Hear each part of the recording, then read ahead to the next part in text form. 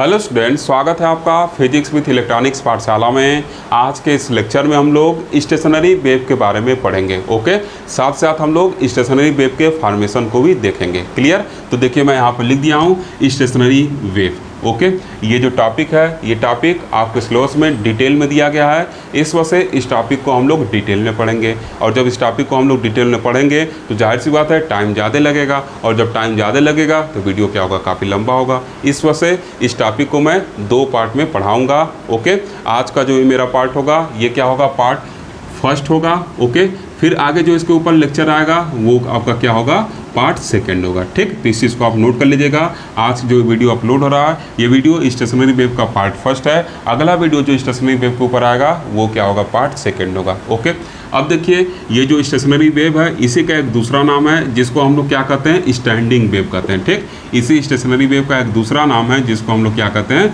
Standing wave कहते हैं। ठीक, अब इस वेव को क्यों स्टेशनरी कहते हैं, क्यों स्टैंडिंग कहते हैं, क्यों ये नाम पड़ा है, इसको आगे अभी कुछ देर में हम लोग समझ लेंगे। ठीक, चलिए इसके फॉर्मेशन का बात करते हैं। ओके, तो देखिए सबसे पहले क्या लेते हैं हम लोग, एक बाउंडेड रीजन लेते हैं। ठीक, तो यहाँ पर मैं एक बाउंडेड रीजन ले लिया हूँ, मतलब एक लिमिटेड रीजन ले लिया, या सिंपली कहिए 2 बाउंड्री ऐसे इधर ले लिए। ओके, अब क्या किए हैं, यहाँ से एक प्रोग्रेसिव वेव है जिसको क्या कर रहे हैं, इधर भेज रहे हैं। ठीक, पॉजिटिव एक्स डायरेक्शन में क्या कर रहे हैं, एक प्रोग्रेसिव वेव यहाँ से भेज रहे हैं। ठीक, ये जो आपका ब्लू कलर वाला वेव है ये क्या आपका इंसिडेंट वेव है, इसी को हम लोग क्या कर रहे हैं, इधर भेज रहे हैं। ठीक, ये देखिए t=0 पर। ओके, ये जो बाउंड्री लिए हैं ये बाउंड्री क्या है, 0 से लेके लैम्डा तक की बाउंड्री, मतलब एक वेवलेंथ की क्या किए हैं, यहाँ लंबाई लिए हैं। Okay, clear? अब देखिए t=0 पर क्या कर रहे हैं, एक प्रोग्रेसिव वेव इधर भेज रहे हैं जो ब्लू कलर से है, जो ब्लू कलर का वेव है उसी को इंसिडेंट वेव कहें। ओके, तो अब देखिए ये वेव t=0 पर क्या हो रहा है, ऐसे कुछ जा रहा है, ऐसे कुछ वेव क्या हो रहा है, आगे बढ़ रहा है और यहाँ तक ऐसे जा रहा है। क्लियर? ओके, अब देखिए फिर अगर इसी ब्लू कलर वाले वेव की बात करें तो क्या होगा, अब जब t=0 पर ये कुछ ऐसे वेव था, अब t=t/4 पर जब इसके पोजीशन को देखेंगे तब क्या होगा। ठीक, अभी हम लोग रिफ्लेक्टेड वेव का बात बाद में करेंगे, पहले इंसिडेंट वेव का बात करें। इस वजह से आप अभी बस ब्लू कलर वाले वेव पर ध्यान दीजिए। ओके, अब देखिए t/4 टाइम बाद जब इस वेव को देखेंगे तो कैसा नज़ारा होगा, उस चीज़ को देखते हैं। ठीक, तो यहाँ पर देखिए क्या है, जब t=t/4 डिस्टेंस आगे चलेंगे तो ये जो क्रेस्ट है ये क्या होगा, ये भी λ/4 डिस्टेंस आगे बढ़ जाएगा। ठीक, ये जो क्रेस्ट यहाँ पर है ये अब ये λ/4 प्लस λ/4 मतलब λ/2 पर आ जाएगा, मतलब ये जो क्रेस्ट यहाँ पर था अब वो यहाँ पर आ जाएगा, मतलब जो डिस्टर्बेंस यहाँ पर था अब मैक्सिमम, वो डिस्टर्बेंस यहाँ पर अब क्या होगा, मैक्सिमम हो जाएगा। ठीक, तो ऐसे क्या किए, वेव को बना लिए, ऐसे वेव को बना लिए और फिर क्या किए, इसको ऐसे इधर बढ़ा दिए। क्लियर? फिर देखिए t/4 में फिर t/4 अगर जोड़ते हैं तो t/2 टाइम हो जाता है। इस t/2 टाइम में अब कैसा इंसिडेंट वेव होगा उसको देखते हैं। ठीक, तो फिर क्या होगा, ये जो क्रेस्ट है आपका ये फिर क्या होगा, इस t/4 टाइम जब इसमें ऐड करेंगे, इसमें जब t/4 टाइम ऐड करेंगे तो क्या होगा, किसमें, t/4 में t/4 ऐड कर रहे हैं, मतलब t/2 टाइम पर जब बात कर रहे हैं तो ये जो क्रेस्ट है ये क्या होगा आपका, λ/4 डिस्टेंस फिर आगे बढ़ जाएगा, मतलब ये क्रेस्ट आपका यहाँ चला जाएगा। तो फिर ऐसे ब्लू कलर से ऐसे क्या किए, इसको बनाए हैं, ये क्या हो गया, कुछ ऐसे वेव आपका बन गया। ओके, फिर अब इसमें क्या कर रहे हैं, t/4 जोड़ रहे हैं, तो फिर जब इसमें t/4 जोड़ेंगे तो ये क्या हो जाएगा, t=3t/4 हो जाएगा। ओके, अब जो क्रेस्ट यहाँ पर था फिर λ/4 आगे चला जाएगा, मतलब अब वो यहाँ पर चला गया, ऐसे क्या किए, कुछ वेव को बना लिए।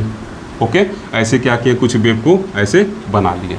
क्लियर? ऐसे देखिए क्या होगा, यहाँ पर यहीं समझिए, ऐसे देखिए 3t/4 पर क्या किया, ऐसे वेव को कुछ बना लिए, ये क्रेस्ट इधर चला गया। ठीक, तो जब ये क्रेस्ट इधर चला जाएगा तो ये वाला जो चीज़ है यहाँ पर चला जाएगा, और ये जो ट्रफ है आपका वो क्या होगा, यहाँ पर आ जाएगा। इसको क्या कहते हैं, ट्रफ कहते हैं, और ये क्या होता है, क्रेस्ट होता है। ठीक, तो ट्रफ आपका यहाँ चला आया। ओके, फिर ये वाला जो पॉइंट था ये यहाँ पर चला आया, मतलब जो वाइब्रेशन यहाँ पर था वो यहाँ पर हो गया। ठीक, इसके बराबर वाइब्रेशन यहाँ पर हो गया, ये जो वाइब्रेशन था इसके बराबर वाइब्रेशन यहाँ पर होगा। ओके, ये जो वाइब्रेशन था इसके बराबर वाइब्रेशन यहाँ पर होगा, और ये जो क्रेस्ट था आपका वो क्या हो गया, यहाँ पर चला गया, ऐसे वेव मिल गई। क्लियर? ऐसे क्या किया, इसको वेव को ऐसे बना दिए। ओके, अब देखिए फिर क्या होगा, फिर t=t की बात करेंगे, मतलब इस t/4 में अगर t/4 ऐड करते हैं तो क्या होगा, ये इसका क्या हो गया, टाइम पीरियड आ गया। ठीक, ये क्या इस वेव का टाइम पीरियड है। तो वेव क्या करेगा, अपने t इक्वल टू 0 वालों को क्या करेगा, रिपीट कर देगा। तो देखिए जो यहाँ पर जैसे वेव बनाए हैं वैसे वेव क्या किया यहाँ पर बना दिए। क्लियर, बात समझ में आया। ठीक, सिंपली आप देख भी सकते हैं कि क्या होगा, हर t/4 टाइम के बाद क्या होगा, क्रेस्ट λ/4 आगे चलेगा और साथ साथ जो ट्रफ होगा वो भी क्या होगा, λ/4 क्या कर रहा है, आगे चल रहा है। ठीक, जैसे फॉर एग्जांपल अगर t इक्वल टू 3t/4 वाले को केस को अगर उठाएं तो देखिए क्या है, इसमें t/2 पर जो क्रेस्ट है जो ट्रफ है वो यहाँ पर है और जो क्रेस्ट है वो यहाँ पर है। ठीक, लेकिन इसी में t/4 टाइम जब देखे हैं तो क्या हुआ है, ये जो आपका ट्रफ था ये यहाँ चला गया, λ/4 आगे चला गया और जो क्रेस्ट था ये भी λ/4 आगे चला गया, ये भी λ/4 आगे चला गया। तो यहाँ से हम लोग को क्या पता चल रहा है कि हर t/4 टाइम के बाद जो आपका क्रेस्ट है वो λ/4 आगे चला जा रहा है और जो ट्रफ है वो भी λ/4 आगे चला जा रहा है। ठीक, तो फिर जब इस 3t/4 में t/4 ऐड करेंगे तो फिर वही घटना होगा। ये जो आपका ट्रफ है, ट्रफ मतलब क्या, ऐसे बना रहे हैं बिम ना, ऐसे बना रहे हैं कि ऊपर वाला जो मैक्सिमम ये क्रेस्ट है आपका, नीचे जो ये क्या है मैक्सिमम डिस्प्लेसमेंट है, ये आपका क्या है, ट्रफ है। ठीक, तो देखिए जब इसमें फिर t/4 ऐड करेंगे तो क्या होगा, ये जो आपका ट्रफ था ये यहाँ चला गया। ठीक, ये जो ट्रफ था ये यहाँ चला गया। Okay, clear. और साथ साथ देखिए क्या है, यहाँ पर देखिए ये जो आपका क्रेस्ट यहाँ पर था वो क्रेस्ट क्या हो गया, यहाँ पर चला गया। ठीक, क्लियर। तो ऐसे क्या होगा, ट्रफ और क्रेस्ट जो है λ/4 क्या करते रहते हैं, आगे बढ़ते रहते हैं हर t/4 सेकेंड बाद। ठीक, तो जब ये आगे ऐसे यहाँ पर आ गया और ये यहाँ पर चला गया तो देखिए क्या हो रहा है, यही वाला वेव यहाँ पर क्या हो गया, बन गया। इसी वजह से t equal to capital T को हम लोग क्या कहते हैं, इसका टाइम पीरियड है, मतलब इतने टाइम के बाद क्या कर रहा है वो अपने फिर इस ओरिजिनल कंडीशन को क्या कर दे रहा है, रिपीट कर दे रहा है। ओके, तो इस तरीके से हम लोग इंसिडेंट वेव का बात कर लिए। ठीक, अब देखिए इधर हम लोग क्या लिए हैं, एक फिक्स्ड एंड लिए हैं, या आप इसको कह सकते हैं एक रिजिड सरफेस है, या आप कह सकते हैं इधर एक डेंसर मीडियम है। ठीक, तो जब ये प्रोग्रेसिव वेव जो ब्लू कलर का है इधर जा रहा है तो क्या होगा, यहाँ से टकरा कर वापस आएगा। जब टकरा कर वापस आएगा तो चूंकि जो इधर का एंड है वो फिक्स है या डेंसर है, या ऐसे कर सकते हैं टाइटली यहाँ क्या किए हैं, इस स्ट्रिंग को बांध दिए हैं, जो स्ट्रिंग है उसको टाइटली क्या किया, बांधे हैं। तब क्या होगा, ये जो वेव है इधर से रिफ्लेक्ट होगा, उसका डायरेक्शन तो बदलेगा ही, साथ साथ उसमें क्या होगा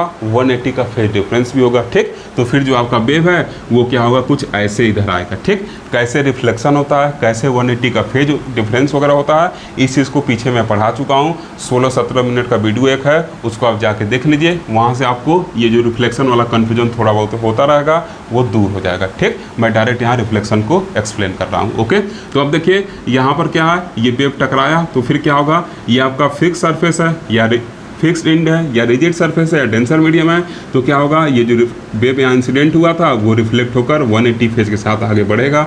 उसी वेव को क्या किए हैं, डॉटेड लाइन से शो कर दिए हैं। जो ब्लैक कलर का डॉटेड लाइन है वही आपका क्या है, रिफ्लेक्टेड वेव है। ठीक, वास्तव में इस वेव को इसके ऊपर बनाना चाहिए था ब्लू कलर के, लेकिन अगर ऊपर बनाते हैं तो डिस्टिंग्विश करने में दिक्कत होता है कौन सा रिफ्लेक्टेड है, इस वजह से थोड़ा सा उससे दूर बनाए हुए हैं। ओके, क्लियर, और डॉटेड से बनाए। ठीक, अब देखिए क्या हो गया, ये t इक्वल टू 0 पर जब प्रोग्रेसिव वेव गया तो ऐसे क्या हो गया, एक वेव रिफ्लेक्ट होकर आएगा।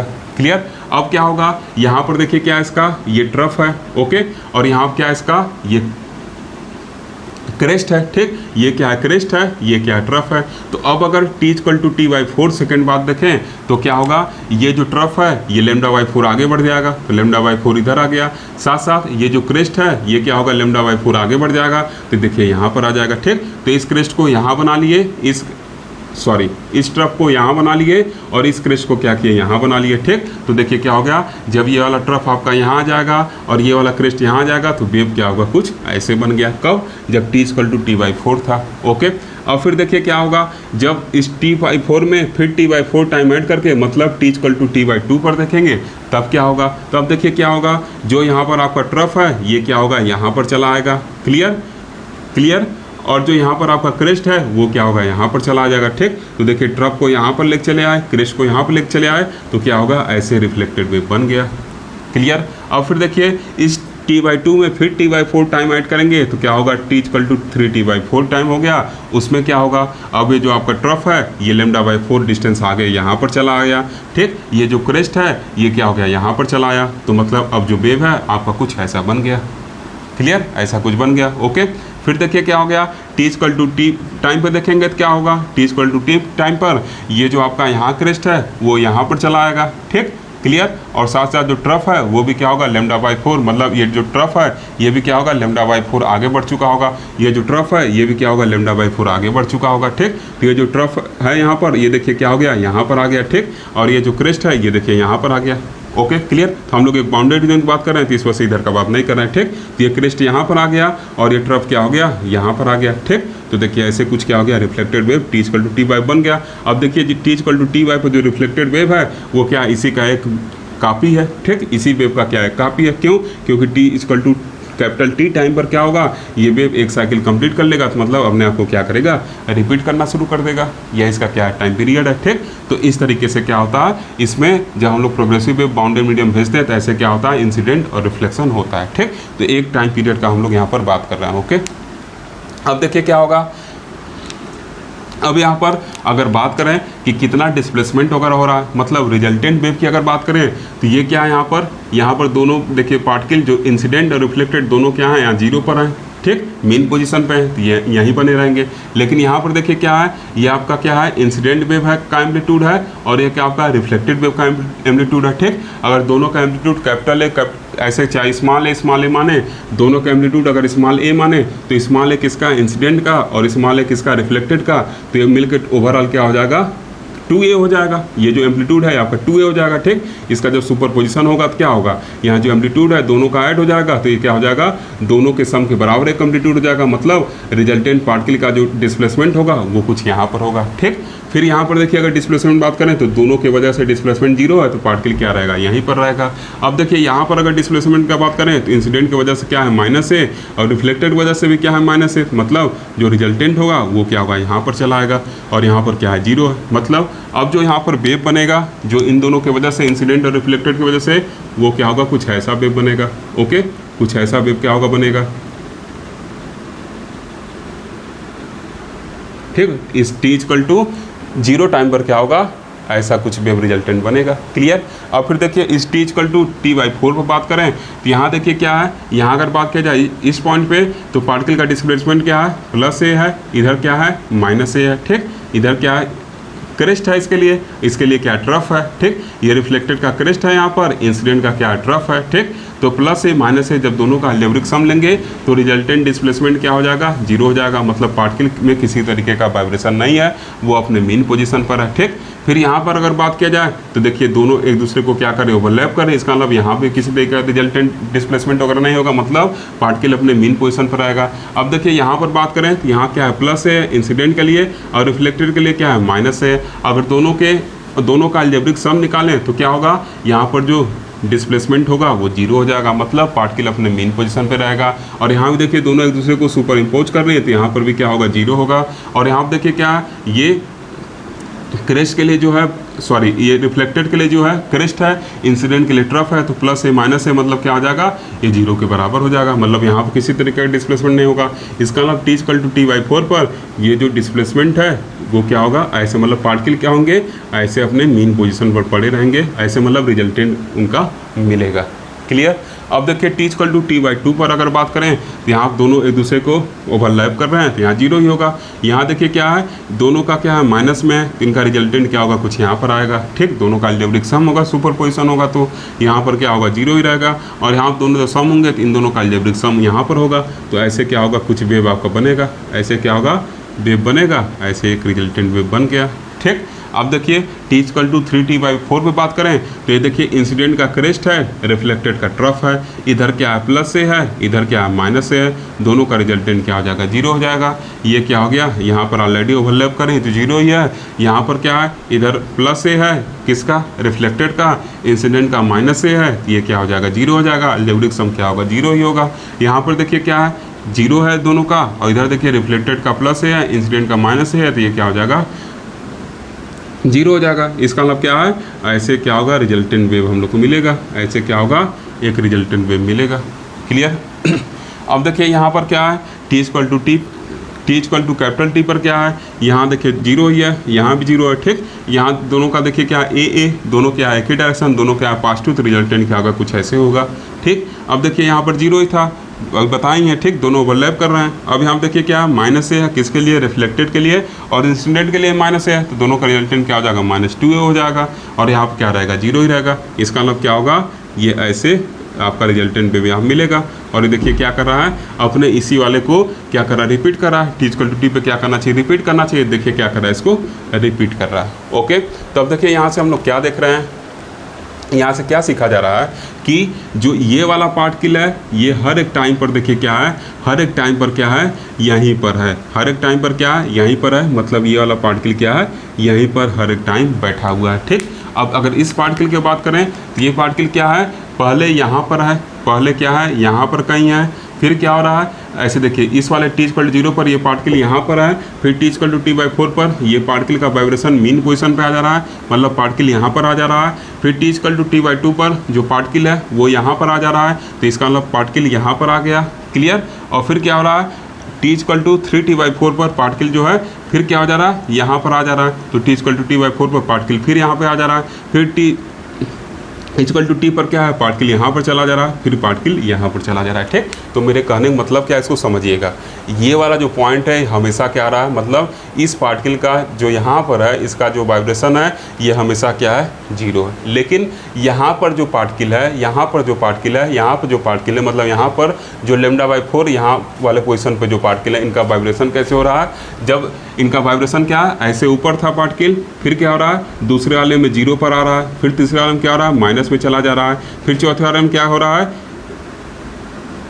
फिर से रिपीट कर रहे हैं। देखिए यहाँ क्या है, t=0 वाले पर अगर इस पार्टिकल का बात करें, ये क्या है, यहाँ मैक्सिमम डिस्प्लेसमेंट है। ठीक, फिर क्या आ जा रहा है, t=t/4 पर 0 पे आ जा रहा है, फिर क्या हो रहा है, t=t/2 पर यहाँ निगेटिव में आ जा रहा है मैक्सिमम पर, फिर t=3t/4 पर फिर 0 पे आ जा रहा है, तो देखिए यहाँ पर 0 पे बना है। ओके, फिर अगले साइकिल में क्या होगा, फिर 2a पे चला जाएगा, फिर अगले साइकिल में क्या है, 2a पे चला जा रहा है। मतलब ये जो पार्टिकल है क्या है, पहले यहाँ था, फिर यहाँ है, फिर यहाँ आ रहा है, फिर यहाँ पर आ जा रहा है, फिर यहाँ पर आ जा रहा है, फिर यहाँ पर आ जा रहा है, फिर यहाँ पर आ रहा है, फिर यहाँ पर आ रहा है, फिर यहाँ पर। मतलब ये ऐसे ऐसे क्या कर रहा है, वाइब्रेट कर रहा है, ऐसे ऐसे क्या कर रहा है, वाइब्रेट कर रहा है। ठीक, ऐसे यहाँ था, फिर यहाँ पर आया, फिर यहाँ पर आया, फिर यहाँ पर आया, और फिर यहाँ पर चला गया। मतलब पहले यहाँ पर था t=0 पर, फिर t=t/4 पर यहाँ पर आया, फिर t=t/2 पर क्या था, यहाँ पर आया। ठीक, फिर t=3t/4 पर यहाँ पर आया, फिर t पर क्या है, यहाँ पर आया। ऐसे क्या हो रहा है, पार्टिकल ऐसे यहाँ से यहाँ आ रहा है, यहाँ से यहाँ आ रहा है, फिर यहाँ से यहाँ जा रहा है, फिर यहाँ से यहाँ जा रहा है, फिर यहाँ से आ रहा है, यहाँ से यहाँ आ रहा है। ऐसे मतलब क्या कर रहा है, वाइब्रेशन कर रहा है। ठीक, अपने इस मीन पोजीशन के अबाउट क्या कर रहा है, ऐसे वाइब्रेशन कर रहा है। ओके, अब इस वाले पार्टिकल का बात करें, ये पार्टिकल क्या यहाँ पर है, ये हमेशा क्या हो रहा है, यहाँ पर रह रहा है, इंसिडेंट और रिफ्लेक्टेड वर्स से ये यहाँ पर रह रहा है, ये यहाँ पर, यहाँ मतलब किसी टाइम देखना है तो ये अपने इसी मीन पोजीशन पर ही रह रहा है। ठीक, तो इसी को देखिए क्या किए, मिलाकर ऐसे क्या किए, एक ऐसे इधर से वेव ड्रा कर दिए। ओके, अब देखिए यहाँ पर अगर बात किया जाए तो अगर इस वाले पार्टिकल का बात करें तो क्या हो रहा है, t=0 पर ये क्या आपने मैक्सिमम पर है, तो इसको क्या किया, मैक्सिमम पर ऐसे बना दिए। ठीक, अब देखिए क्या हो रहा है, t=t/4 पर ये क्या हो रहा है, मीन पोजीशन पे आ जा रहा है, तो इसको क्या किए, मीन पोजीशन पे ऐसे रख दे रहा है। ठीक, फिर क्या हो रहा है, t=t/2 पर ये क्या हो जा रहा है, अपने यहाँ पॉजिटिव डायरेक्शन मैक्सिमम पे आ जा रहा है, तो पॉजिटिव डायरेक्शन पे मैक्सिमम पे कर दिए। फिर t=3t/4 पर ये क्या हो रहा है, यहाँ पर आ जा रहा है, तो इसको फिर यहाँ पर कर दिए। फिर t पर ये क्या हो जा रहा है, यहाँ पर आ जा रहा है, तो फिर इसको यहाँ पर कर दिए। मतलब इसके साथ क्या हो रहा है, इसी का अपोजिट हो रहा है। ठीक, ये क्या था, t=t0 पर यहाँ पर था, ये क्या हो रहा है, t=t0 पर यहाँ वाला जो पार्टिकल है यहाँ पर है। ठीक, फिर t=t/4 पर यहाँ पर आ रहा है, फिर t=t/2 पर यहाँ पर आ रहा है। ठीक, देखिए t=t/2 पर यहाँ पर है, फिर क्या हो रहा है, t=3t/4 पर यहाँ पर आ रहा है, फिर t पर क्या हो जा रहा है, यहाँ पर आ जा रहा है। ठीक, t पर यहाँ पर आ रहा है। मतलब ये यहाँ से ऐसे स्टार्ट कर रहा है वाइब्रेशन, फिर ऐसे यहाँ जा रहा है, फिर यहाँ जा रहा है, फिर यहाँ से ऐसे आ रहा है, फिर यहाँ से इस पर आ रहा है, फिर यहाँ से इस पर जा रहा है, फिर यहाँ से इस पर, फिर इससे इस पर, फिर इससे इस पर, फिर इससे इस पर। मतलब ऐसे क्या कर रहा है, वाइब्रेट कर रहा है। ठीक, क्लियर। अब देखिए इस वाले पार्टिकल का बात करें। ठीक, तो ये क्या है, ऐसे ऐसे हमेशा क्या है, 0 पे बना हुआ, मतलब 0 बना हुआ है। इसको ऐसे मिलाकर फिर इधर क्या किए, ऐसे कुछ बना दिए वेव। ठीक, अब देखिए यहाँ से हम लोग क्या देख रहे हैं कि जो पार्टिकल है वो क्या रहा है, कुछ पार्टिकल क्या है, हमेशा अपने मीन पोजीशन पर है। जैसे ये वाला पार्टिकल जो है ये हमेशा अपने मीन पोजीशन पे है। ठीक, और ये वाला पार्टिकल जो है ये हमेशा, सॉरी, ये वाला पार्टिकल जो है ये ये नहीं रहेगा ना, ये वाला पार्टिकल जो हमें सामने मीन पोजीशन पर है और ये वाला पार्टिकल जो हमें सामने मीन पोजीशन पे है, ठीक। बाकी ये जो पार्टिकल है, इन दोनों के बीच के पार्टिकल हैं, वो क्या कर रहे हैं, ऐसे ऊपर नीचे वाइब्रेट कर रहे हैं। मतलब यहाँ जो पार्टिकल है ऐसे वाइब्रेट करेगा, यहाँ जो पार्टिकल है वो क्या करेगा, ऐसे वाइब्रेशन करेगा, ठीक। यहाँ का जो पार्टिकल है वो भी क्या करेगा, इसके बीच में वाइब्रेशन करेगा। ऐसे इधर के पार्टिकल ऐसे क्या कर रहे हैं, ऐसे वाइब्रेशन करते हुए चलेंगे। इधर के पार्टिकल क्या है, ऐसे वाइब्रेशन करते हुए चल रहे हैं, ठीक। ऐसे क्या हो रहा है, वाइब्रेशन करते हुए चल रहे हैं, ठीक। और ये फिक्स है कि यही वाला पार्टिकल जो है वो मैक्सिमम वाइब्रेशन करेगा। ये जो बीच वाला पार्टिकल है यही क्या होगा, मैक्सिमम वाइब्रेशन करेगा। बाकी के वाइब्रेशन देखिए क्या है, कम है। इसका मतलब क्या है, ये जो वेव है ये क्या हो रहा है, आगे की तरफ नहीं बढ़ रहा है, ठीक। हम लोग जब प्रोग्रेसिव वेव पढ़े थे तो प्रोग्रेसिव वेव याद करिए क्या हो रहा था, प्रोग्रेसिव वेव ऐसे पढ़े थे, ठीक। तो क्या हो रहा था, कुछ हर एक टाइम के बाद क्या हो रहा था, जैसे जैसे टाइम बढ़ रहा था वैसे वैसे क्या हो रहा था, ये क्रेस्ट जो है आगे बढ़ता हुआ चला जा रहा था। अब यहाँ पर देखे थे ये क्रेस्ट आगे बढ़ता हुआ चला जा रहा है, लेकिन यहाँ पर क्या है, चाहे आप किसी टाइम की बात कर लीजिए, ये जो क्रेस्ट है वो क्या है, फिक्स है। मतलब ये जो मैक्सिमम यहाँ पर है वो क्या है, आपके फिक्स है। ये जो पार्टिकल का डिस्प्लेसमेंट है वो बस क्या है, इसी का क्या है, मैक्सिमम है, ठीक। क्रेस्ट नहीं, ऐसे कर रहे हैं कि यहाँ पर क्या है, जो मैक्सिमम डिस्प्लेसमेंट है वो बस क्या कर रहा है, एक ही पार्टिकल के लॉन्ग मिल रहा है। बाकी कुछ पार्टिकल जीरो पर बने हुए हैं और कुछ पार्टिकल जीरो से मैक्सिमम के बीच में क्या कर रहे हैं, वाइब्रेशन कर रहा है। मतलब ये वेव क्या है, एक अलग तरीके का वेव यहाँ पर दिख रहा है, कुछ इस तरीके का प्रोग्रेसिव वेव नहीं दिख रहा है।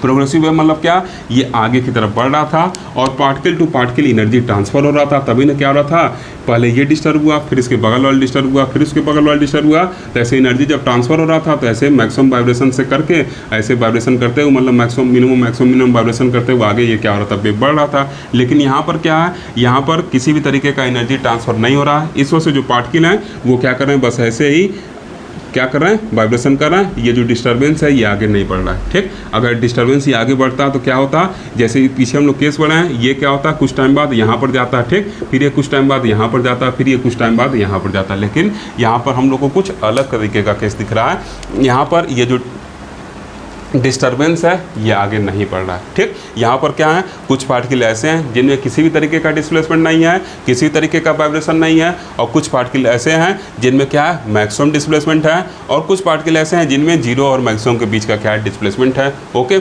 ऐसा क्यों हो रहा है, क्योंकि यहाँ पर किसी तरीके का एनर्जी ट्रांसफ़र नहीं हो रहा है। जो पार्टिकल का वाइब्रेशन है वो क्या हो रहा है, बस ऐसे ऐसे क्या हो रहा है, ठीक। इसका मतलब क्या है, जब एनर्जी का ट्रांसफ़र हो नहीं रहा है, इसका मतलब क्या है, जो हम लोग का ये वेव है ये आगे की तरफ नहीं बढ़ रहा, ये जो डिस्टर्बेंस है आगे की तरफ नहीं बढ़ रहा। इसका मतलब क्या है, ये जो वेव है ये क्या है, स्टेशन है एक जगह पर। इसी वजह से इस वेव को हम लोग स्टेशनरी वेव या स्टैंडिंग वेव कहते हैं, ठीक। इसी वजह से इसका नाम क्या पड़ा है, स्टेशनरी वेव या स्टैंडिंग वेव। मतलब ये खड़ा है, ये आगे नहीं बढ़ रहा है। जब आगे बढ़ेगा नहीं तो कैसे एनर्जी ट्रांसफ़र करेगा, जब आगे बढ़ेगा नहीं तो कैसे एनर्जी ट्रांसफ़र करेगा। इसमें क्या हो रहा है, बस ऐसे क्या हो रहा है, वाइब्रेशन हो रहा है। ये अपने जगह पे क्या है, एज इट इज़ खड़ा, ठीक। तो इसी वजह से ये स्टेशन होने की वजह से इसका नाम स्टेशनरी वेव या स्टैंडिंग वेव कहा गया। मतलब ये क्या है, आगे की तरफ प्रोग्रेस नहीं कर रहा है। ओके, जब प्रोग्रेस नहीं करेगा तो किसी तरीके का एनर्जी ट्रांसफर इसमें नहीं होगा। ओके, अब देखिए जहाँ पर आपका डिस्प्लेसमेंट मैक्सिमम होगा इसी को हम लोग क्या कहते हैं, एंटी नोड कहते हैं। जहाँ पर डिस्प्लेसमेंट मैक्सिमम होता है उसी को हम लोग क्या कहते हैं, एंटी नोड कहते हैं। और जहाँ पर डिस्प्लेसमेंट जीरो होता है उसको हम लोग क्या कहते हैं, नोड कहते हैं, ठीक। ये क्या होते हैं, इसके नाम होते हैं। जहाँ पर displacement maximum that is called anti node, ये एंटी नोड है। और जहाँ displacement minimum that is zero, this point is called node. Okay, तो इस तरीके से क्या होता है, स्टेशनरी वेव का फॉर्मेशन होता है। यही आपका क्या है, स्टेशनरी वेव है। तो ये स्टेशनरी वेव कब मिला, जब दो प्रोग्रेसिव वेव क्या हो रही थी, एक दूसरे के अपोजिट डायरेक्शन में आ रही हैं, तब हम लोग को स्टेशनरी वेव का फॉर्मेशन मिल रहा है। साथ साथ क्या है, इन वेव में कंडीशन क्या है, इनका एम्पलीट्यूड सेम है, इनका फ्रीक्वेंसी सेम है। क्लियर, इनका एम्पलीट्यूड फ्रीक्वेंसी ये सब सेम है, तब जाके हम लोग को ये स्टेशनरी वेव मिल रहा है, ठीक। अच्छा, एक चीज़ देखिए, ये तो यहाँ पर फिक्स इंड किए हैं, तो फिक्स इंड से जब रिफ्लेक्शन हो रहा है तो ऐसे स्टैंडिंग वेव का फॉर्मेशन हो रहा है, ठीक। यहाँ पर एक केस और हो सकता है, फ्री इंड जब रहे तब भी क्या हो सकता है, स्टेशनरी वेव का फॉर्मेशन होता है, ठीक। तो जो फ्री इंड वाला इस टाइप का फिगर है फॉर्मेशन का, उसको मैं टेलीग्राम पर डाल दूंगा, वहाँ पर आप जाके देख लीजिएगा, ठीक। उसको मैं बनवाऊँगा नहीं। Okay, clear. अब हम लोग स्टेशनरी वेव के लिए दो केस पढ़ेंगे, एक फिक्स इंड के लिए होगा और दूसरा क्या होगा, फ्री इंड के लिए होगा, ठीक। तो फिक्स इंड समझा दिए हैं, ठीक। जो फ्री इंड वाला फिगर है उसको मैं टेलीग्राम टेलीग्राम पोस्ट कर दूंगा, वहाँ से आप अच्छे से समझ जाएंगे। बस क्या करना है, जो इंसिडेंट वेव ऐसे जा रहा था तो उसमें रिफ्लेक्टेड वेव क्या होगा, ऐसे आएगा। ठीक, ये बस चीज़ें क्या होंगी, उलट जाएंगी। इसमें एंटी नोड क्या हो रहा है, λ/4 पे मिल रहा है, 3 λ/4 पे मिल रहा है, उसमें जो एंटी नोड होगा वो क्या होगा, इसमें मिलेगा 0 पर, λ/2 पर, और किस पे, इस वाले पॉइंट पर λ पर, ऐसे मिलेगा। ठीक, बस ये कंडीशन एंटी नोड और नोड का क्या होगा, उलट जाएगा। ठीक, तो अब एग्जाम में क्या लिखना है उसको हम लोग देखेंगे।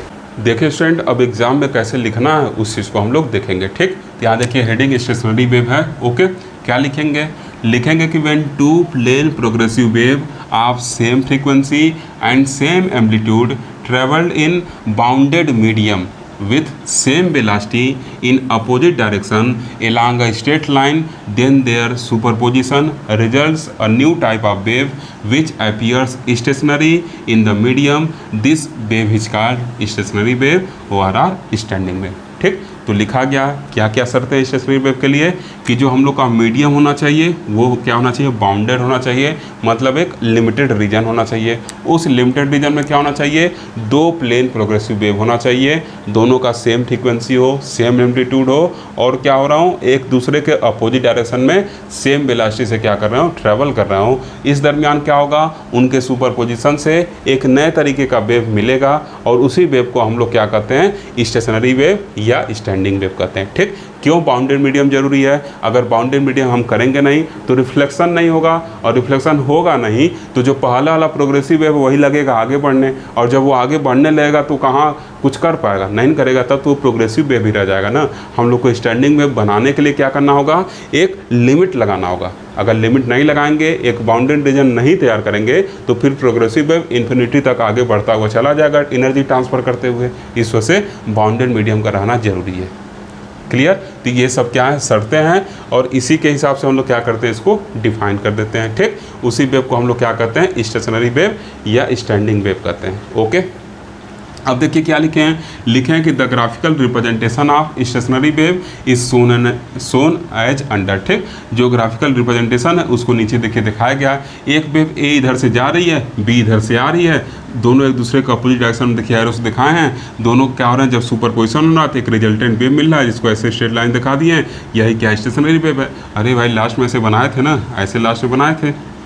ठीक, तो इसका क्या, अगर रिजल्टेंट देखा जाए तो क्या होगा, यही न होगा, एक लाइन, स्ट्रेट लाइन। ठीक, तो यही क्या आपका एक स्टेशनरी वेव है। ओके, अब देखिए इस स्टेशनरी वेव में क्या है, जब वेव आगे की तरफ बढ़ेगी नहीं तो किसी तरीके का एनर्जी ट्रांसफ़र होगा नहीं। ठीक, क्लियर, तो इसका मतलब क्या है, ये जो पार्टिकल है ऐसे ऐसे अपने जगह पर बस वाइब्रेट करते रहेंगे, किसी तरीके का एनर्जी क्या करेंगे, ट्रांसफ़र नहीं करेंगे। मतलब ये पार्टिकल क्या है, अपने जगह पर एक तरीके से स्टेशन है, अपने जगह पर ही क्या है, रुके हुए हैं, या सिंपली कहिए ये जो डिस्टर्बेंस है वो बस क्या हो रहा है, एक ही जगह ऐसे ऐसे हो रहा है, आगे नहीं बढ़ रहा है। इसका मतलब ये जो वेव है वो क्या है, एक स्टेशनरी वेव है या स्टैंडिंग वेव है। ठीक, क्लियर, आगे अब हम लोग कुछ और चीज़ों को लिखेंगे।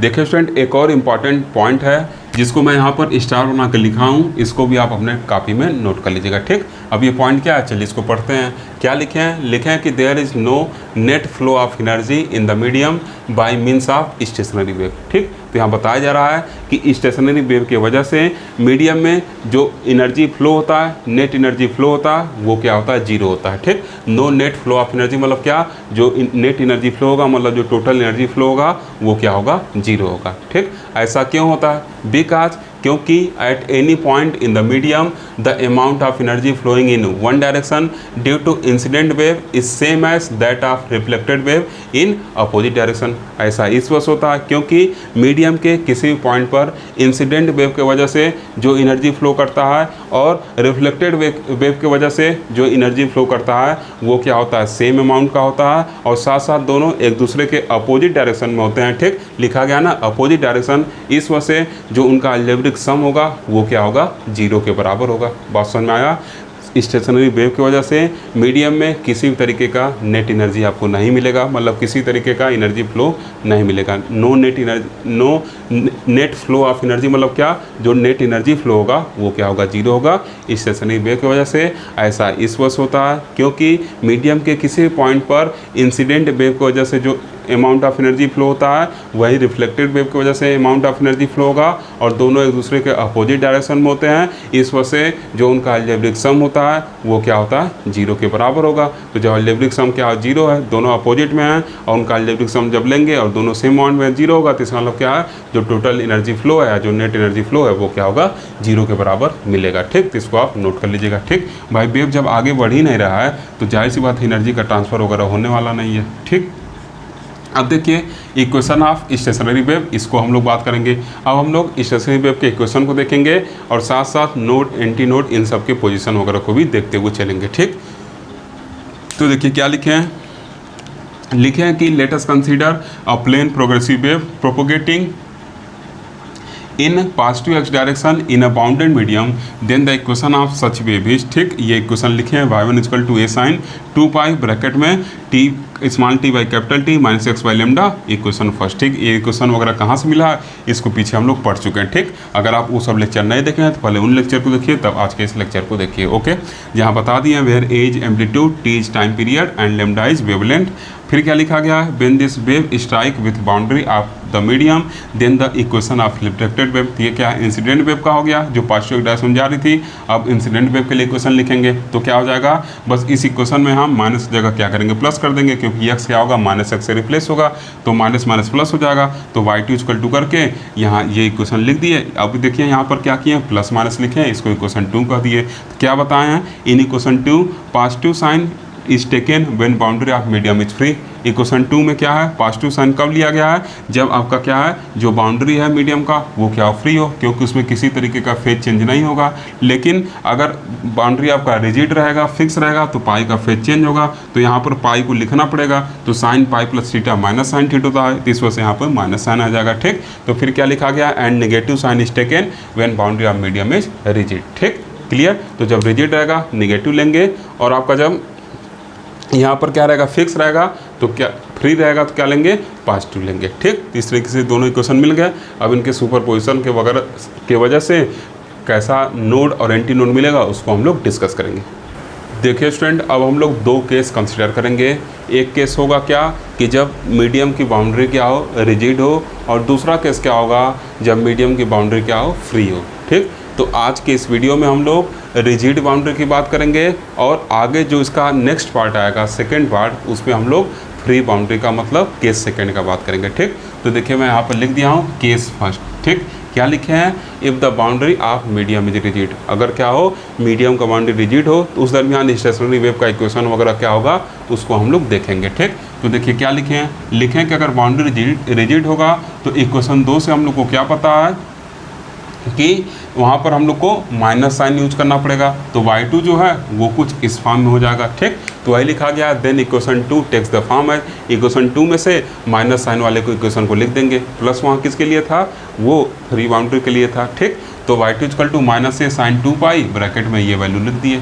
ओके, अब देखिए क्या लिखे हैं, लिखे हैं कि व्हेन वेव फर्स्ट एंड 3, जो इक्वेशन फर्स्ट में वेव था और जो इक्वेशन 3 में वेव है, ये क्या करेंगे, प्रोपोगेट करेंगे, propagate along same straight line, same straight line के एलॉन्ग प्रोपोगेट करेंगे, बट इन अपोजिट डायरेक्शन, अगर अपोजिट डायरेक्शन में, then by principle of superposition, तो प्रिंसिपल ऑफ सुपरपोजिशन के according the equation of stationary wave, stationary wave का equation क्या होगा, तो y equal to y1 plus y2। ये क्या होता है, प्रिंसिपल ऑफ सुपरपोजिशन बताएगा कि उनका अलजेब्रिक सम ले लेते हैं जो डिस्प्लेसमेंट है। ठीक, तो y1 प्लस y2 करके यहाँ ले लिए, ये इक्वेशन क्या हो गया, 4 हो गया। अब इक्वेशन फर्स्ट से y1 का और इक्वेशन थर्ड से y2 का वैल्यू ला के सब्सिट्यूट करेंगे, तो यहाँ देखिए ला के सब्सिट्यूट कर दिए, तो a साइन 2 पाई ब्रैकेट में ये value minus a sine 2 pi bracket में ये वैल्यू। ओके, अब देखिए क्या है, अगर a को हम यहाँ पर ऐसे कॉमन ले लें दोनों में से, तो इसमें ब्रैकेट में क्या बचेगा, अगर a को कॉमन ले लें एक पल के लिए, तो ब्रैकेट में क्या बचेगा, साइन 2 पाई के साथ ये value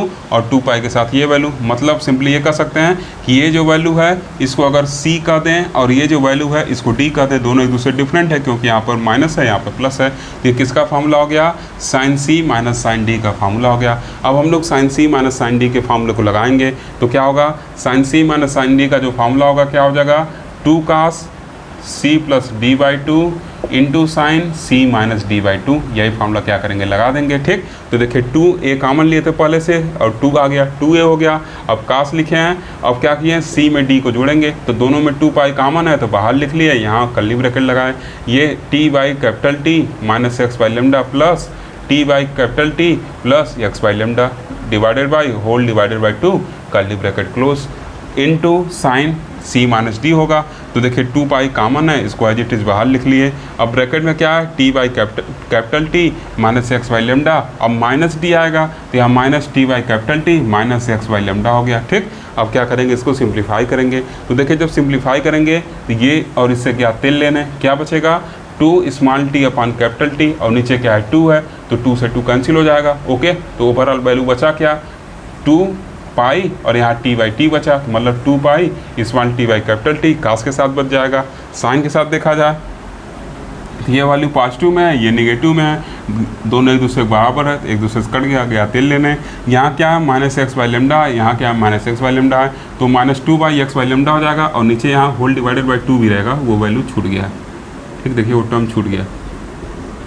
okay, whole divided by 2 रहेगा तो माइनस 2x लेमडा बाई, और यहाँ पे क्या है 2 से डिवाइड कर रहे हैं, 2 से 2 कट जाएगा और क्या बचेगा 2 पाई एक्स बाई लेमडा, साथ में क्या होगा माइनस साइन। ठीक, तो क्या करेंगे इन दोनों वैल्यू को वहाँ लिखेंगे, तो y इक्वल टू क्या हो गया 2a, कास के साथ क्या बचेगा 2 pi t by capital T, 2 pi t by capital T, sine के साथ क्या बचेगा माइनस का क्या, ये 2 से 2 तो कैंसिल हो जाएगा, माइनस का 2 पाई एक्स अपॉन लेमडा, तो माइनस का 2 पाई एक्स अपॉन लेमडा लिख दिए। ओके, अब देखिए क्या कर रहे हैं, अब इसमें ये जो डिस्प्लेसमेंट है इसको हम लोग टाइम के साथ देख रहे हैं, तो क्या कर लिए जो टाइम वाला फंक्शन है उसको एज इट इज यहाँ पर लिख लिए और y को लिख लिए, बाकी ये जो वैल्यू है और इसके साथ जो ये वैल्यू है इसको एक कांस्टेंट कंसिडर कर लिए, आर्बिट्ररी कांस्टेंट, जहाँ बता दिए कि capital H equal to 2a sine bracket में माइनस का 2 पाई एक्स अपॉन लेमडा, ये क्या है एम्पलीट्यूड है किसका, ये जो रिजल्टेंट वेव मिला है या जो स्टेशनरी वेव मिला है। ठीक, इसी तरह हम करते हैं जब सुपरपोजिशन प्रिंसिपल और लगाते हैं तो एक क्वांटिटी कांस्टेंट मानते हैं और जिसमें t रहता है उसको क्या करते हैं एज ए वेरिएबल ट्रीट करते हैं। ठीक,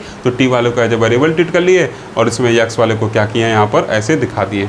ठीक, x क्या है, ये किसी एक पार्टिकल का क्या है पोजीशन है। ठीक, क्लियर, ये बताएगा कि किस वाले पार्टिकल के लिए हम लोग बात कर रहे हैं, मतलब ओरिजिन ऑफ पार्टिकल कितने डिस्टेंस पे, t क्या होता है टाइम। ठीक, तो इसको क्या कर रहे हैं हम लोग एक तरीके से a कंसिडर कर ले रहे हैं और इसमें t का y के साथ फंक्शन दिखा दिए, मतलब जो वेव का डिस्प्लेसमेंट होगा टाइम के साथ वो कैसा होगा वो इसी रिलेशन को कनेक्ट कर रहा है, इस वक्त वाले को इसके साथ चिपका के एक छोटे फॉर्म में क्या किए लिख दिए। ओके, अब देखिए क्या बताएं फिर कि जो इक्वेशन 5 है, equation 5 represents the equation of stationary wave. ये जो इक्वेशन 5 है ये स्टेशनरी वेव या इसी को स्टेशनरी वेव भी क्या मिला हम लोग का रिजल्टिंग वेव मिला सुपरपोजिशन से, तो ऐसे भी लिख सकते हैं कि equation 5 represent the equation of resulting wave or stationary wave or standing wave. ठीक, क्लियर। अब देखिए अगर इंटेंसिटी की बात करें तो क्या लिखेंगे, देयरफॉर द इंटेंसिटी आप स्टेशनरी वेव है तो क्या हो जाएगा आई इक्वल टू इस a के स्क्वायर के टर्म में लिख देंगे, तो आई इक्वल टू यहाँ 4a स्क्वायर हो गया। अब देखिए साइन के साथ ये वैल्यू और फिर इसी के साथ साइन के साथ ये वैल्यू मल्टीप्लाई होगा, तो साइन अगर इसको थीटा माने तो साइन माइनस थीटा क्या हो जाएगा माइनस साइन थीटा, फिर इसके साथ ऐसे समझिए ना इसी को 2 बार मल्टीप्लाई करना है। ठीक, यहाँ पे क्या है 2a है और यहाँ अगर इसको सॉल्व किया जाए तो ये क्या हो जाएगा minus sine 2 pi x by lambda. आपको पता है साइन माइनस थीटा क्या होता है माइनस साइन थीटा बराबर होता है। ठीक, तो ये वैल्यू एक बार है और एक बार क्या है 2a, फिर इसे मल्टीप्लाई करें किसका minus sine 2 pi x by lambda. ठीक, स्क्वायर करने का मतलब क्या इन दोनों टर्म को क्या इस टर्म को क्या करें 2 बार लिख रहे हैं, तो ये देखिए क्या हो गया 4 स्क्वायर हो जाएगा, माइनस माइनस क्या होगा प्लस हो जाएगा, ये साइन स्क्वायर ब्रैकेट वाला टर्म हो जाएगा, तो ऐसे इसको लिख दिए। यही क्या है इंटेंसिटी है। ठीक, वास्तव में इंटेंसिटी होता क्या अगर आप इसको डिफाइन करेंगे तो क्या होगा एनर्जी फ्लो बताता है यूनिट क्रॉस सेक्शनल एरिया से यूनिट सेकेंड टाइम में। ठीक, 1 सेकेंड टाइम में कितना यूनिट क्रॉस सेक्शनल एरिया से एनर्जी फ्लो हो रहा वही क्या होता है इंटेंसिटी बताता है। ठीक, सिंपली हम लोग को उस पर ध्यान नहीं देना है या सिंपली इस a का स्क्वायर करके लिख लेना है। Okay, clear. तो ये क्वेश्चन 6 तक हो गया। अब आगे हम लोग पोजीशन ऑफ नोड और एंटी नोड का बात करेंगे।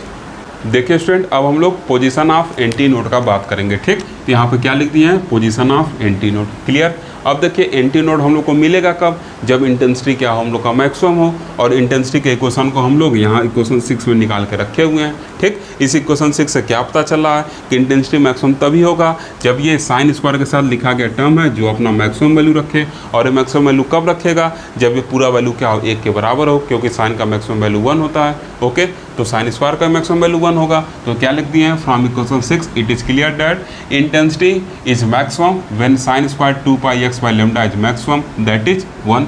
क्लियर, तो इसका मतलब ये वैल्यू 1 हो जाएगा। इसको आगे सॉल्व करेंगे, ओवर करके लिख सकते हैं, तो साइन ये वैल्यू जो होगा ±1 के बराबर हो जाएगा। ठीक, स्क्वायर रूट लेना पड़ेगा ना, तो स्क्वायर रूट जब लेंगे तो इधर क्या होगा ±1 आ जाएगा। बात समझ में आया, क्लियर। तो ये क्या, अगर इधर से स्क्वायर हटाए तो क्या होगा, इधर स्क्वायर रूट बन के जाएगा। ठीक, तो यहाँ क्या हो जाएगा ±1 हो जाएगा। ओके, अब ये ±1 कब आएगा, इसके लिए जनरल केस हम लोग लिखेंगे। तो sine 2 pi x by lambda equal to sine ये क्या हो गया 2n+1 पाई बाई 2। ठीक, इसको आप वैल्यू रख के देखिए, जहाँ n का वैल्यू क्या है 0 से लेके 1 2 3 4 5 पे है। ठीक, तो n इक्वल टू 0 जब रखेंगे ये वैल्यू 0 हो जाएगा, तो ये क्या होगा पाई बाई 2 के बराबर होगा। 0 + 1 1 1 इंटू पाई बाई 2 हो जाएगा, साइन पाई बाई 2 का वैल्यू +1 होगा। फिर आगे कोई वैल्यू रखेंगे तो आपको -1 मिलता हुआ चला जाएगा। ठीक, यही क्या इसका जनरल वैल्यू है। इस तरह की तमाम वैल्यू आप मैथ में पढ़े हुए हैं। ठीक, यहाँ समझ में आ रहा है ना कि जब दोनों साइड का स्क्वायर रूट लेंगे तो क्या होगा, इधर ±1 आपको मिल जाएगा। ऐसे समझिए सिंपली, x² लिखा रहता है तो x क्या लिखते हैं +-2 लिखते हैं ना, तो वही चीज़ मैंने यहाँ लिखे हैं, प्लस आएगा ना जब स्क्वायर रूट लेंगे तो। क्लियर, तो यहाँ पर देखिए क्या हो जाएगा, कुछ ये जनरल कंडीशन हम लोग लिख दिए, इसको वैल्यू पुट करिए, देखिए क्या करेगा, सेटिस्फाई करेगा। ठीक, अब यहाँ से ये वैल्यू इसके बराबर है, sine this equal to sine this, इसका मतलब क्या होगा, ये वैल्यू इसके बराबर होगा। तो यहाँ क्या कर दिए, ऐसे ऐसे इसको क्या कर दिए, लिख दिए। इसके साथ जो ब्रैकेटेड टर्म में जो वैल्यू है उसको क्या कर रहा है, यहाँ पर लिख दे रहा है। ओके, अब देखिए यहाँ पर क्या हो जाएगा, यहाँ पर इसको जनरल केस बनाना है। ठीक, अब देखिए थोड़ा सॉल्व करते हैं, तो पाई से पाई को कैंसिल कर सकते हैं। ओके, ये 2 नीचे चला जाएगा तो क्या हो जाएगा 4 हो जाएगा। क्लियर, क्लियर है चीज़। और फिर लेमडा इधर जाएगा तो लेमडा और नीचे क्या है 4, लेमडा/4 हो जाएगा। ओके, तो सॉल्व करने पर क्या होगा, x = 2n+1, ये लेमडा इधर चला गया तो लेमडा, ये 2 इधर चला गया तो लेमडा/4। अब देखिए जनरल केस बना रहा है, इस वजह से x की जगह xn रख दिए। ठीक, xn रख दिए। अब जैसे जैसे वैल्यू पुट करेंगे x0 x1 x2 ऐसे मिलता हुआ चला जाएगा। ठीक, तो जनरल केस बनाने में xn यहाँ पर लिख दिया जाता है। Okay, clear. तो इस तरीके से क्या हो गया, ये आपका इक्वेशन 7 बन गया। ठीक, अब देखिए क्या लिखे हैं, from equation 7 it is clear that anti node कब मिलेगा, n का वैल्यू 0 होगा तो एंटी नोड का वैल्यू क्या हो जाएगा, आकर सेट किस पे, n 0 कर देंगे तो 1 इंटू लेमडा/4 पे n का वैल्यू 1 है तो 1 इंटू 2 + 1 3 लेमडा/4, n का वैल्यू 2 है तो 2 इंटू 2 4 + 1 5 इंटू लेमडा/4 5 लेमडा/4 7 लेमडा/4 ऐसे ही मिलता चला जाएगा। अब देखिए हर एंटी नोड के बीच में कितने का गैप है, तो लेमडा/4 का क्या है गैप है। ठीक, तो लिख दिया कि from equation it is also clear that the separation between 2 consecutive, मतलब 2 लगातार एंटी नोड के बीच का जो गैप है वो क्या आपका लेमडा/2 का, यहाँ पर जो गैप है देखिए लेमडा/2 का, सॉरी यहाँ जो गैप है ये क्या है लेमडा/2 का है। ठीक, ऐसे घटा के देख लीजिए 3 लेमडा/4 माइनस लेमडा/4 जब करेंगे तो ये क्या हो जाएगा आपका, यहाँ से लेमडा/4 कॉमन ले लिए तो क्या बचेगा यहाँ पर, ये 3 - 1 क्या हो गया 2, और 2 जब आएगा तो 2 इंटू लेमडा/4 तो क्या हो जाएगा लेमडा/2 के बराबर हो जाएगा। ठीक, गलती से मैं लेमडा/4 बोल दिया हूँ। यहाँ पर क्या होगा, इन हर एक ऐसे कहिए हर लगातार 2 एंटी नोड के बीच का जो सेपरेशन होगा वो क्या होगा आपका लेमडा/2 के बराबर होगा, मतलब 2 कंसेक्यूटिव एंटी नोड के बीच का जो सेपरेशन होगा वो लेमडा/2 के बराबर होगा। आप किसी भी 2 को घटा के देख लीजिए, 2 लगातार वाले को, आपको पता चल जाएगा। ठीक, क्लियर। तो इस तरीके से हम लोग एंटी नोड के पोजीशन को देखें। ओके, अब आगे हम लोग क्या करेंगे, नोड के पोजीशन को देखेंगे। ठीक, देखिए स्टूडेंट, अब हम लोग नोड के पोजीशन का बात करेंगे। ठीक, तो क्या लिखे हैं यहाँ पर, पोजीशन ऑफ नोड। ओके, अब देखिए नोड कब मिलेगा, जब इंटेंसिटी का वैल्यू क्या हो, मिनिमम हो। ठीक, और इंटेंसिटी का मिनिमम वैल्यू कब होगा, इस इक्वेशन से हम लोग देख सकते हैं कि इंटेंसिटी मिनिमम कब होगा, जब ये साइन स्क्वायर ये जो टर्म लिखा गया है मिनिमम हो, और ये इसका वैल्यू मिनिमम क्या होगा, तो साइन का जो मिनिमम वैल्यू होता है 0 होता है, इसका मतलब इसका वैल्यू अगर 0 हो जाए तो इंटेंसिटी मिनिमम हो जाएगा और वो मिनिमम वैल्यू क्या होगा, 0 होगा। ठीक, तो क्या लिखे हैं, from equation 6 it is clear that the intensity is minimum when sine square 2 pi x by lambda is minimum that is 0। इसका मतलब क्या हो जाएगा, ये पूरा वैल्यू 0 के बराबर हो जाएगा। अब देखिए कहीं x² = 0 लिखा है तो x = 0 लिख सकते हैं, तो साइन ये वैल्यू = 0 रख दिए। ठीक, अब देखिए जनरल केस अगर लिखा जाए तो साइन एन पाई का वैल्यू जो होता है 0 के बराबर होता है, जहाँ पर एन ये वैल्यू है। इसको पुट करके आप देखते जाइए, ये क्या करेगा, 0 को सेटिस्फाई करते जाएगा। ठीक, क्लियर। साइन 0 का वैल्यू, साइन पाई का वैल्यू, साइन 2 पाई वैल्यू, ये सब क्या होगा आपका 0 के बराबर होता हुआ चला जाएगा। क्लियर। तब यहाँ से देखिए क्या हो जाएगा, अगर हम कंपेयर करें, ऐसे कहीं लिखा है sine x equal to sine y, तो क्या होगा, इधर जो वैल्यू है वो इस वैल्यू के बराबर होगा, तभी नहीं है इसके बराबर हुआ है।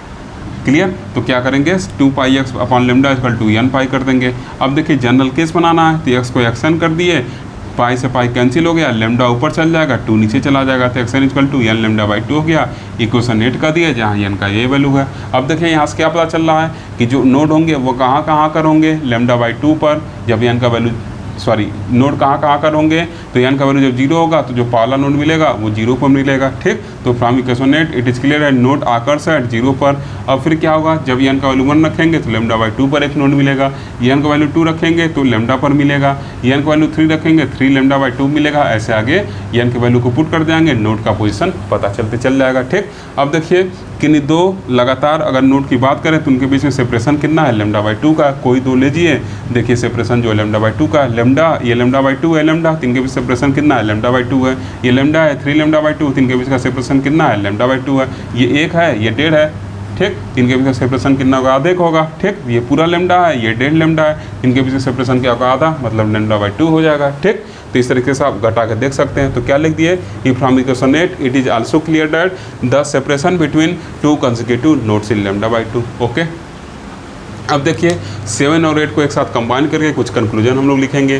तो क्या लिखे हैं, from equation 7 and 8 it is clear that a node lies between 2 consecutive anti node. अब इक्वेशन 7 और 8 से क्या क्लियर हो रहा है, इस चीज़ को फिगर में देखिए बनाए भी थे, ऐसे जब फिगर स्टार्टिंग बनाए थे ऐसे, तो याद करिए आप, ये क्या था आपका लेमडा इक्वल टू 0 करस्पॉन्डिंग था, ये क्या था आपका लेमडा बाई 4 करस्पॉन्डिंग, ये क्या था लेमडा बाई 2 करस्पॉन्डिंग, ये क्या था 3 लेमडा बाई 4 करस्पॉन्डिंग, ये क्या था लेमडा करस्पॉन्डिंग। पीछे फिगर जो फॉर्मेशन देखे थे तो वहाँ पे पता चला था। ठीक, इस फिगर से देखिए क्या पता चल रहा है कि दो लगातार एंटी नोड के बीच में, दो लगातार नोड के बीच में, ये दोनों क्या है, नोड है, डेंसिटी क्या है, 0 है। ठीक, क्लियर। तो दो लगातार नोड के बीच में क्या है, एक एंटी नोड लाई कर रहा है। तो क्या लिखे हैं, from equation 7 and 8 it is clear that a node lies between 2 consecutive anti node and a anti node, ये लाइन देखिए ना, and a anti node lies between 2 consecutive node। ठीक, तो देखिए ये जो एंटी नोड है, ये जो एंटी नोड है, ये क्या हो रहा है, 2 कंसेक्यूटिव नोड के बीच में क्या कर रहा है, लाई कर रहा है। साथ साथ देखिए